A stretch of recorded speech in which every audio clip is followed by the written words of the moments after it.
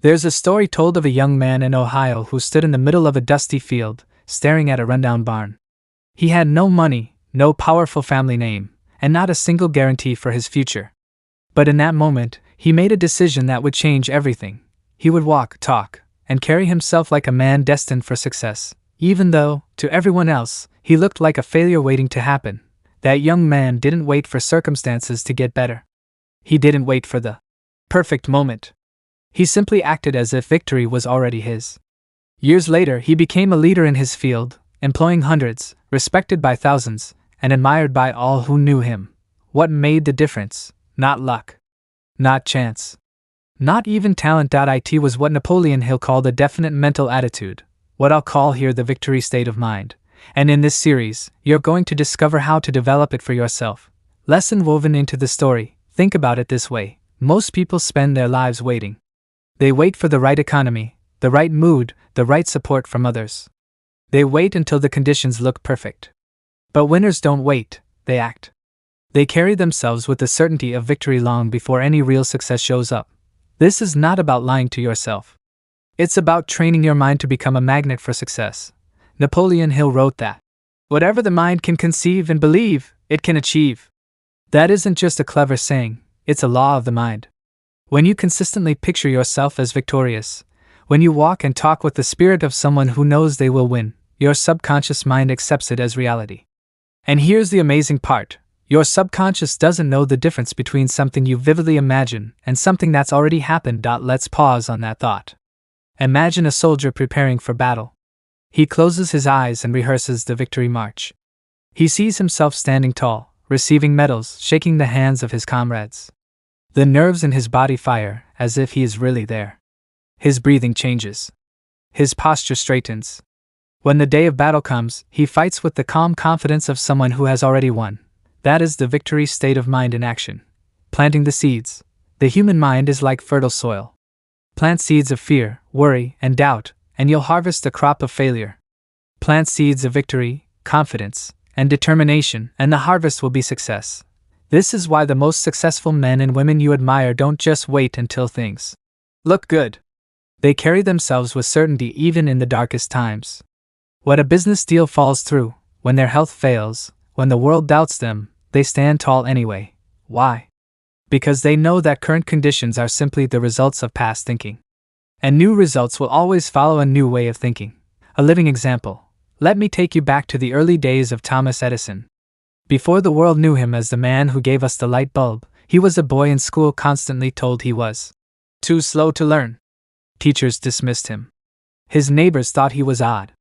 Even as a young man, he faced thousands of failed experiments. Thousands, yet Edison carried himself like a man destined to succeed. When others saw failure, he saw progress. "I have not failed," he famously said. "I've just found 10,000 ways that won't work." Do you see it? That is the victory state of mind.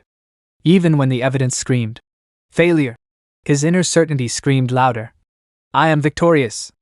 And because of that mental attitude, he unlocked inventions that changed the world. How you can apply it? Now, here's where the story becomes practical for you. Point 1. Guard your thoughts like a gardener. Every day, negative thoughts will try to creep in, thoughts of fear, doubt, and defeat. Do not let them take root. Replace them immediately with thoughts of victory. Say to yourself, "I was made to win. I was made to prosper. I was made for success." 2. Practice victory in imagination. Take 5 minutes each morning to picture yourself succeeding. Don't just see it, feel it. Hear the applause. See the contract signed. Imagine your bank account growing. Let it feel so real that your body responds. Point 3. Carry yourself differently. When you truly adopt the victory state of mind, it shows. Your shoulders pull back. Your voice carries power. People sense it before you say a word. You become magnetic. Opportunities and allies seem to appear out of nowhere. The daily practice.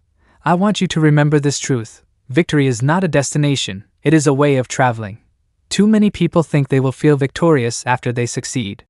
But the great achievers reverse it.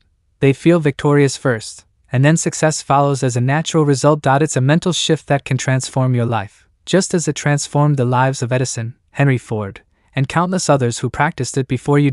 So as you close this first part, ask yourself, What if I started moving like victory was inevitable?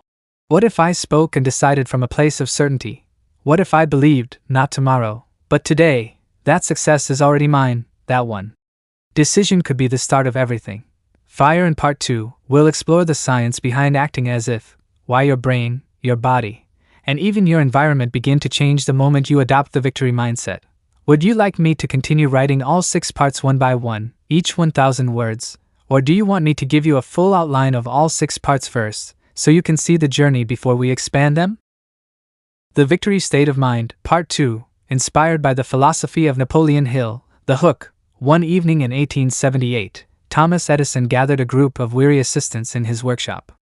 They had been working for months, burning through hundreds of experiments, and still no light bulb. The air smelled of smoke and hot metal. Tools lay scattered. One assistant finally broke down and said, "Mr. Edison, we have failed, again." Edison looked up, eyes bright with certainty, and calmly replied, "Failed? Not at all. We now know another way that will not work. Victory is still ours." What the assistant saw as pretense, Edison knew was truth. He believed so strongly in his inner vision of light that he walked, spoke, and carried himself as if the world had already been illuminated. The bulb came later, but the victory began in his mind. This story leads us to a great truth. What others call pretense is often the first stage of greatness. The fear of pretending. Most people hesitate to act victorious because they are afraid. They fear being called fake. They worry others will see through their confidence. They think, what if I act like a winner and then fail?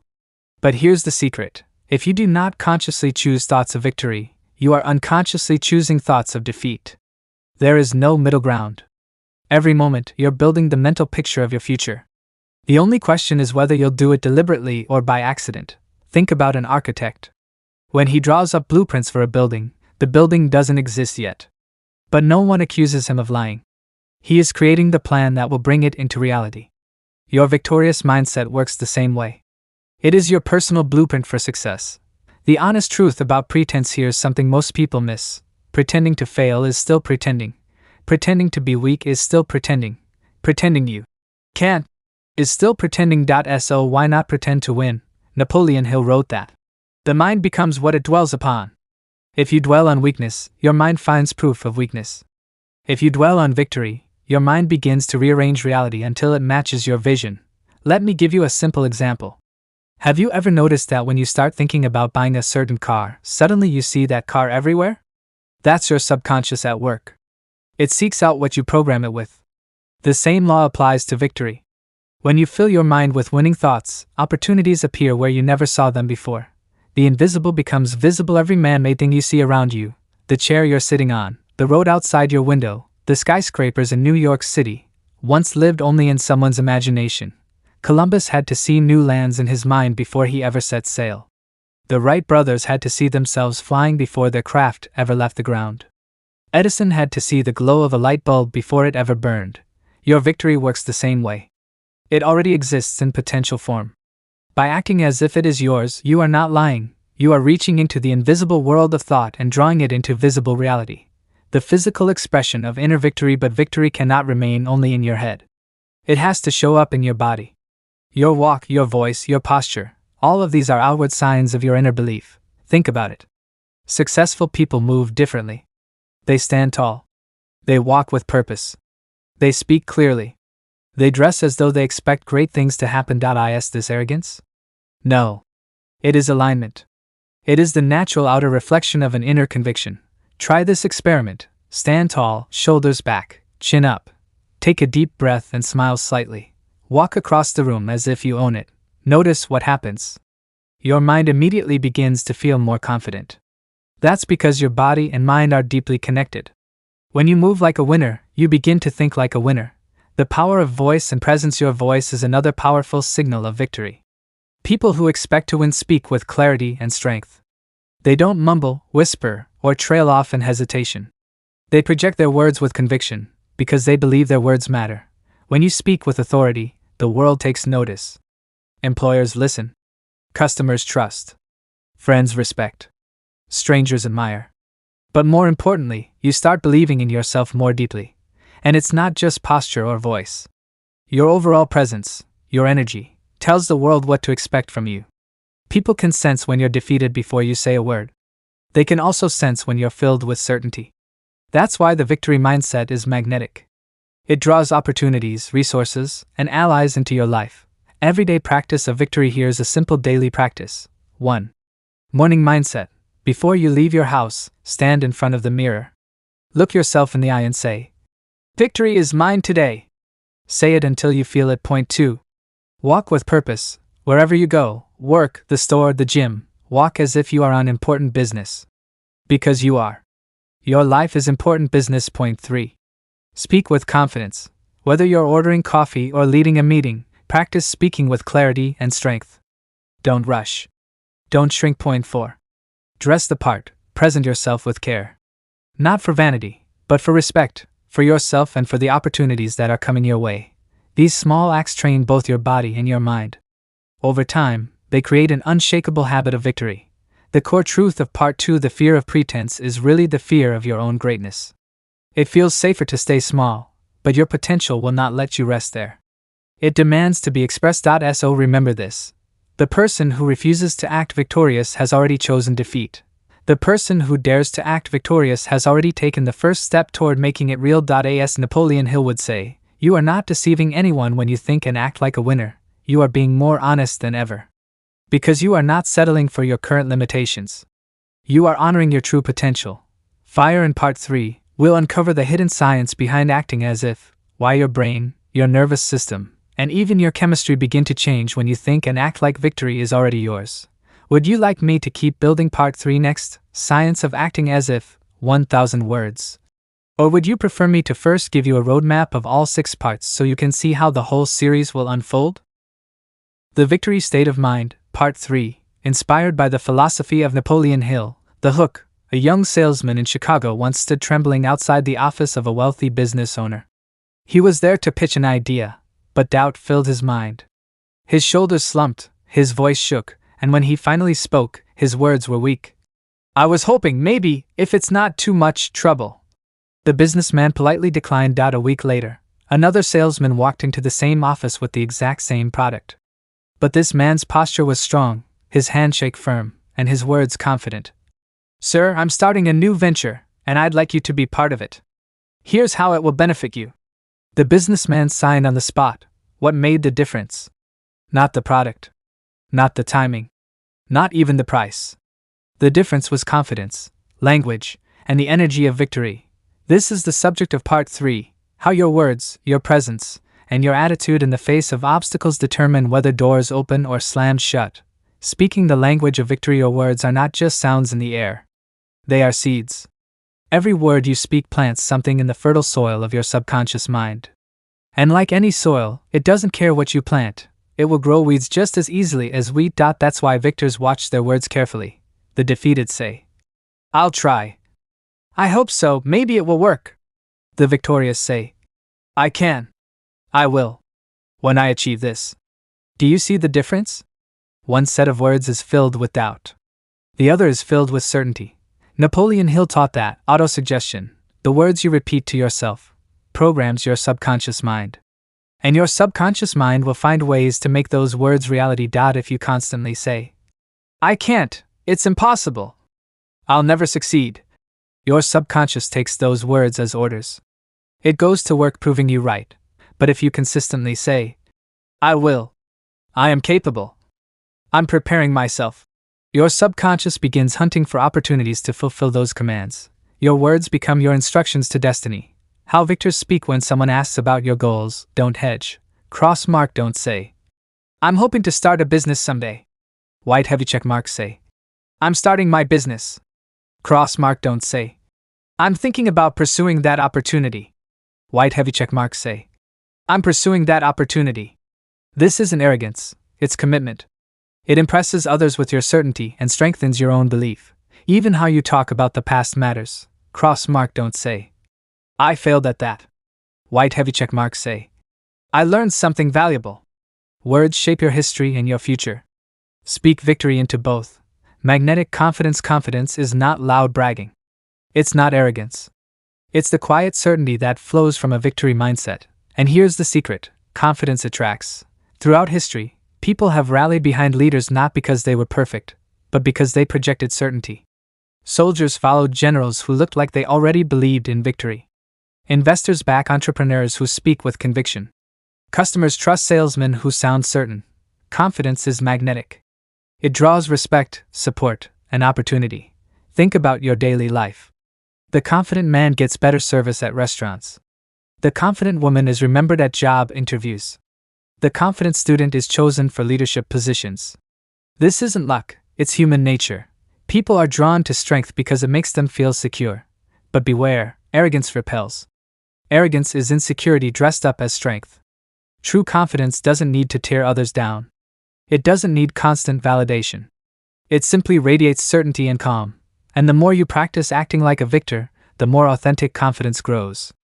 Each time you face a challenge and push through, your self-belief strengthens. Each small win builds the foundation for bigger victories. Confidence becomes a cycle. The more confident you are, the more opportunities you attract. The more opportunities you seize, the more confident you become. Victory in the face of obstacles. But let's be clear, victory is not about having an easy road. You will face setbacks. You will face criticism. You will face delays, rejection, and even outright failure. What matters is how you respond. The victim says, "Why me?" The victor says, "How can I use this?" One focuses on blame. The other focuses on growth. Every obstacle is either a wall or a stepping stone, depending on your mindset. Think about a mountain. The weather may be stormy, but the mountain itself does not change. In the same way, external circumstances may be rough, but your inner victory mindset must remain unshaken. Napoleon Hill discovered in his interviews with America's greatest industrialists that persistence was often the only difference between success and failure. The men who built fortunes were not spared difficulties. They simply refused to quit when others gave up. Seeing resistance as proof. There's another truth most people miss. Resistance often means you're on the right path. Anything worthwhile requires effort. Muscles only grow when they are pushed against resistance. And character grows the same way. So when you hit an obstacle, don't see it as punishment. See it as training. Ask, what lesson is this teaching me? What skill must I develop? What change must I make? Even rejection can be redirection. A delay may save you from a mistake. A closed door may push you toward a better one. History is filled with examples. Abraham Lincoln lost election after election before becoming president. Henry Ford went bankrupt twice before building his automotive empire. Edison failed thousands of times before creating the light bulb. Each obstacle tested their desire. Each refusal became a stepping stone. The core truth of Part 3: victory is not fragile. It does not crumble at the first sign of trouble. True victory lives inside you, steady and constant, no matter what storm rages outside. Speak the language of victory. Radiate the confidence of victory. Face obstacles with the persistence of victory. Do this, and you'll notice something remarkable. Life begins to bend in your favor. People respond differently. Opportunities appear. Doors open. And the very struggles that once discouraged you become the fuel that propels you forward.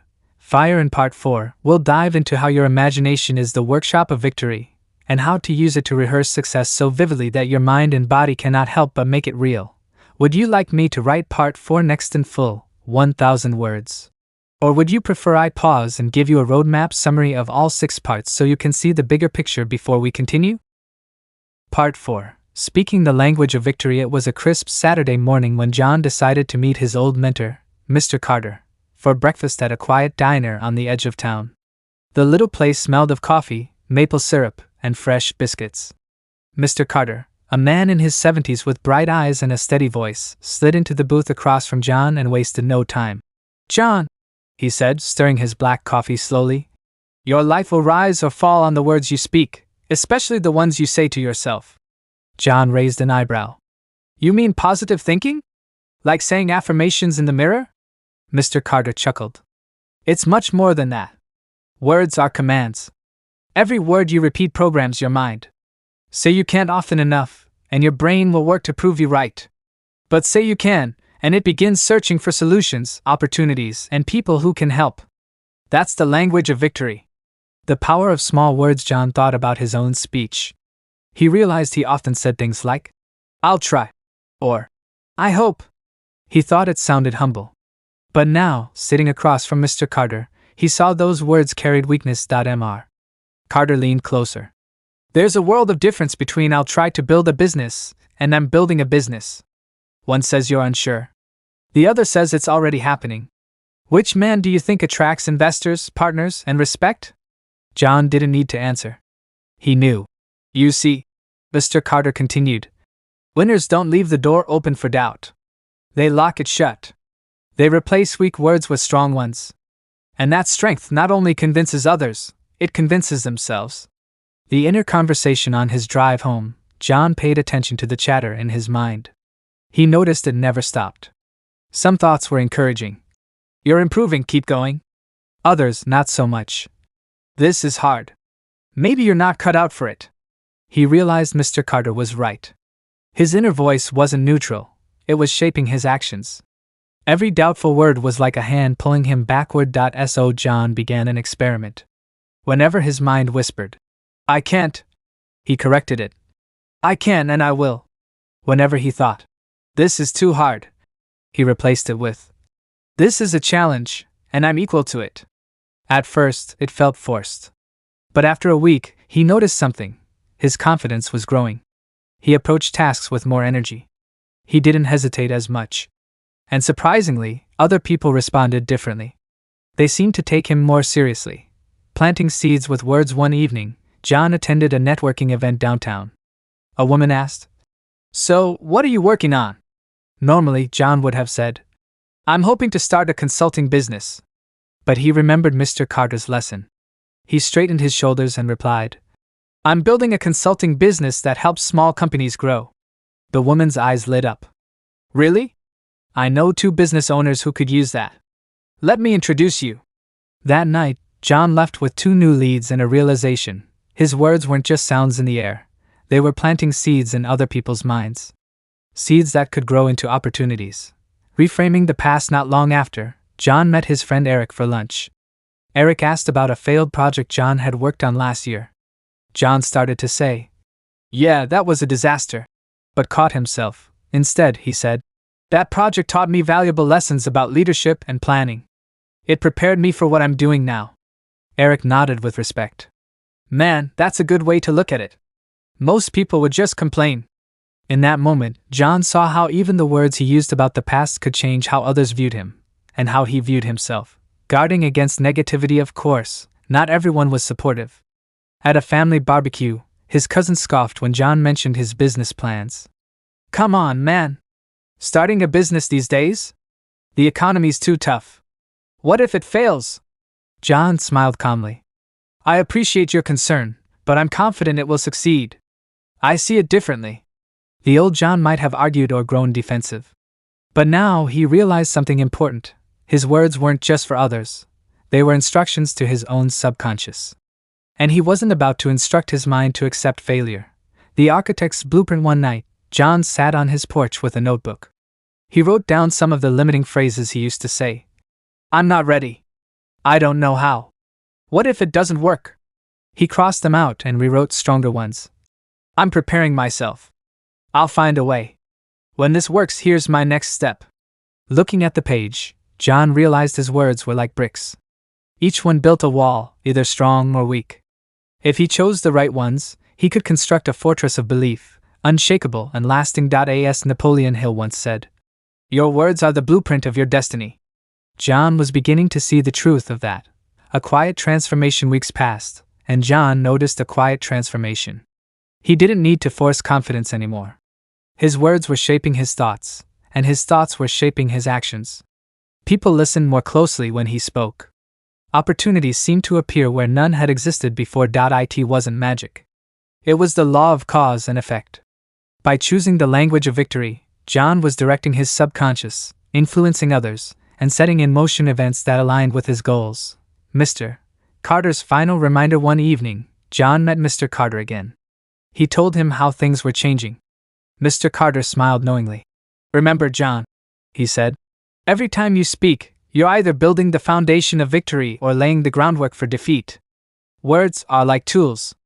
The careless builder throws them around and wonders why the house collapses. The wise builder chooses carefully and creates a mansion that stands for a lifetime. John nodded, grateful.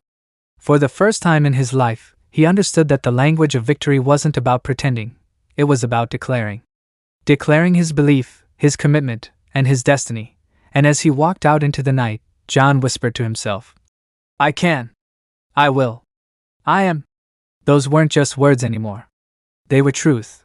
Why heavy checkmark part 4 complete, 1,000 words, story-driven, Napoleon Hill, inspired, easy language for American readers. Would you like me to also title each part separately, like a mini chapter heading, so the full series flows like a book? Part 5. The Discipline of Daily Victory. The morning sun crept through the blinds of John's small apartment. He sat at his desk, sipping coffee, staring at a notebook that had become his constant companion. On the first page, in bold letters, he had written, I am the architect of my destiny. But on this particular morning, John felt tired. He had been pushing himself hard, reading, networking, speaking words of victory. Yet the old habits still whispered to him, skip your routine just this once. Sleep in. You can start fresh tomorrow. He rubbed his forehead. That voice was tempting. Then, almost as if on cue, he remembered Mr. Carter's words. John, success is not built in a day, it's built every day. The hidden power of repetition. Later that week, John met Mr. Carter at the park. The older man was tossing breadcrumbs to pigeons while John explained how he struggled with consistency. Mr. Carter nodded. That's normal. Most people quit when progress seems slow.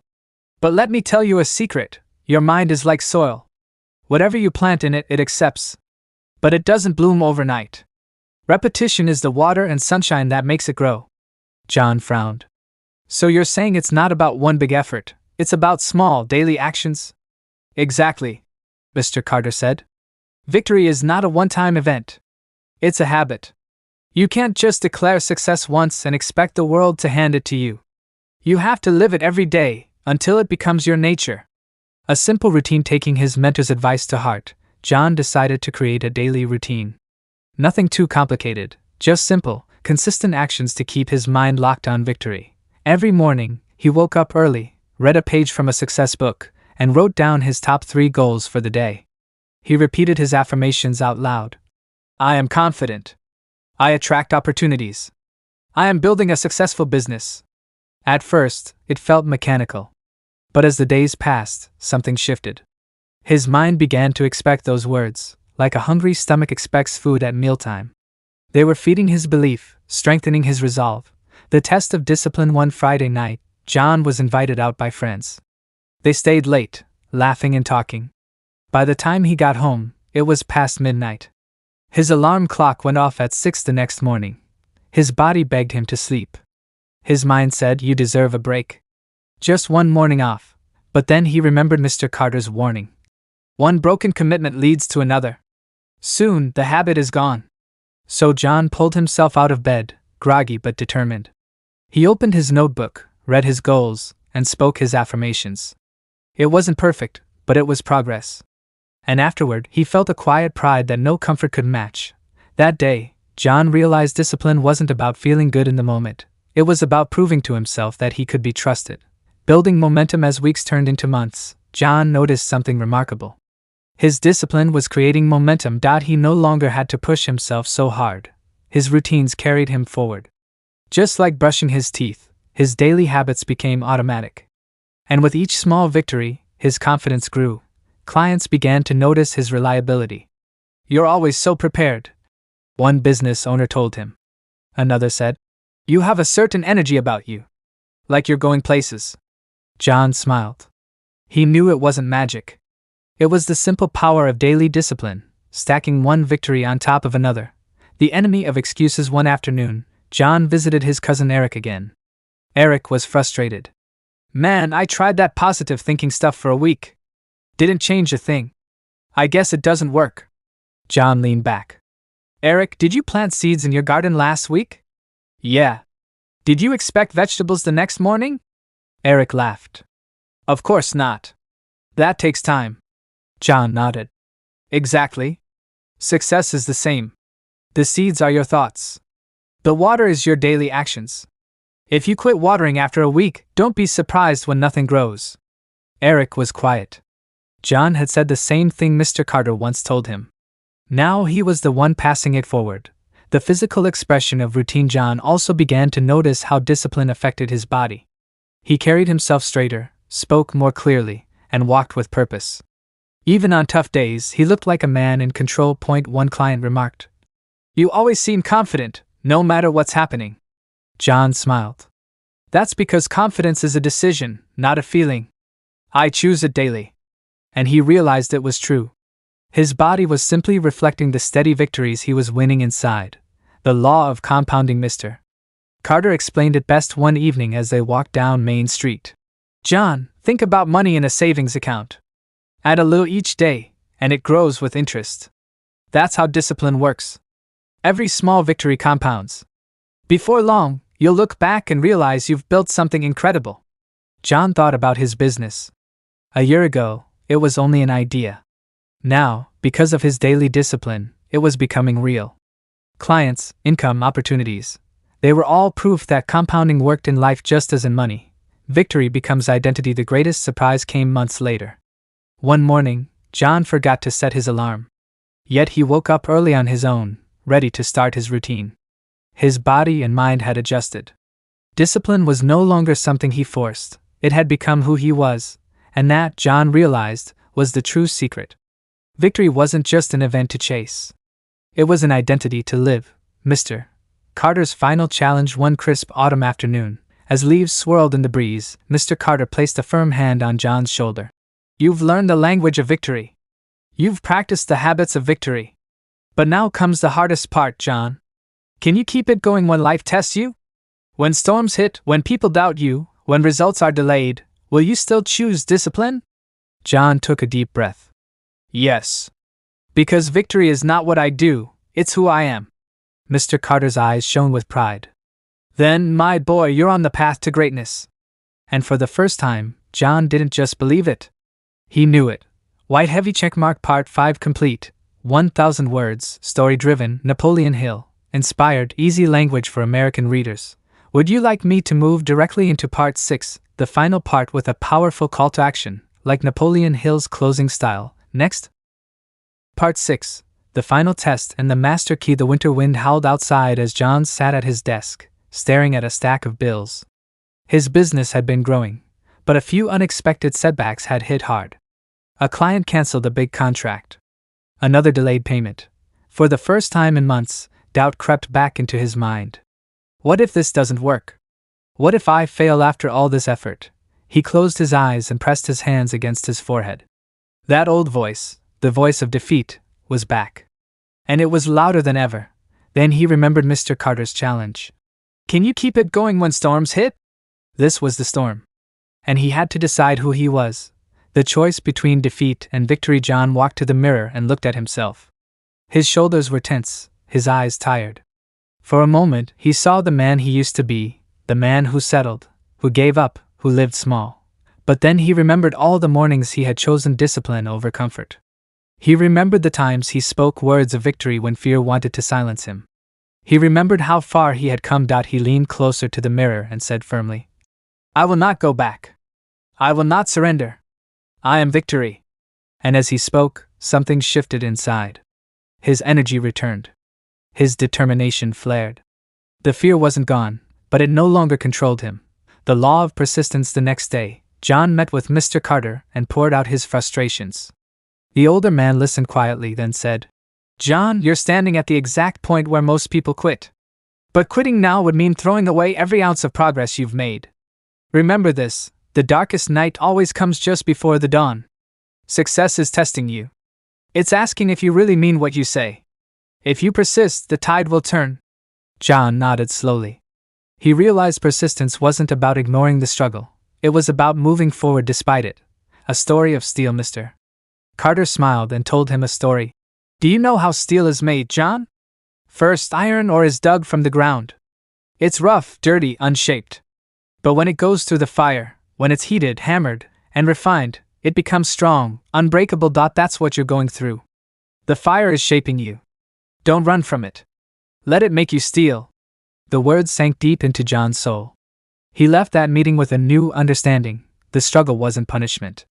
It was preparation. Rising with renewed strength, John threw himself back into his work with fresh determination. Instead of worrying about lost clients, he focused on finding new ones.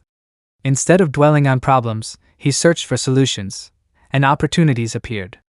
A small business owner, impressed by John's energy, hired him for a project.